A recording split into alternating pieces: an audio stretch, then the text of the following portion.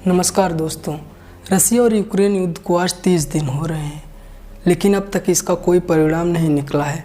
ऐसे में सारी दुनिया परेशान है। वहीं सबके मन में शंका है कि क्या ये युद्ध तीसरे विश्व युद्ध के बाद ही रुकेगा।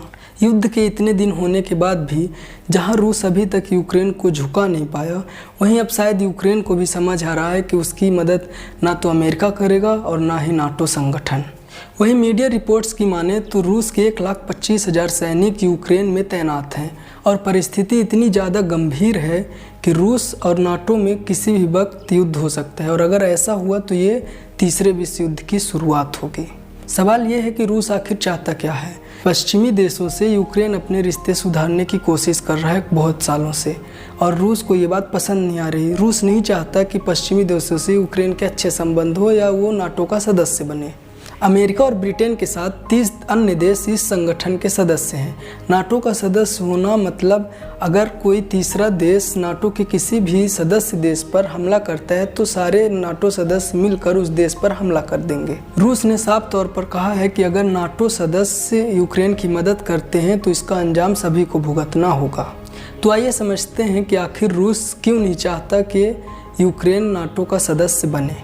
पोलैंड, जो कि 1999 में नाटो का सदस्य बना और जिसकी यूक्रेन से दूरी महज 1200 किलोमीटर है, और वहीं रूस से इसकी दूरी सिर्फ और सिर्फ 5000 किलोमीटर है, और यूक्रेन की राजधानी कीव से रूस के मॉस्को सिटी की दूरी सिर्फ और सिर्फ 864 किलोमीटर ही है। तो आप समझ सकते हैं कि अगर यूक्रेन नाटो का सदस्य बनता है तो वो सीधे सीधे अमेरिका और ब्रिटेन और सारे नाटो के देश सीधे रूस के बॉर्डर पर आ जाएंगे, और ये रूस ही नहीं, कोई भी देश नहीं चाहेगा कि उसका दुश्मन देश उसके बॉर्डर पर आ जाए।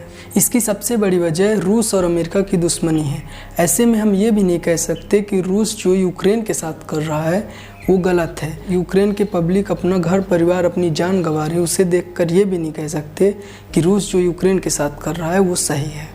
इसी कारण भारत ने ना तो रूस के पक्ष में वोट दिया और ना ही यूक्रेन के खिलाफ। इसी कारण अमेरिकी राष्ट्रपति जो बाइडेन ने भारत पर टिप्पणी करते हुए उसे अपने सहयोगियों में अपवाद बता दिया। दोस्तों, जैसे कि हम सब जानते हैं, रूस ने हमेशा भारत की मदद की है। भारत के लिए रूस अमेरिका तक से भिड़ गया था। वहीं रूस ने हमेशा अपने वीटो पावर का इस्तेमाल भारत के लिए या भारत को बचाने के लिए किया है। वहीं मोदी और पुतिन की दोस्ती भी काफ़ी अच्छी है।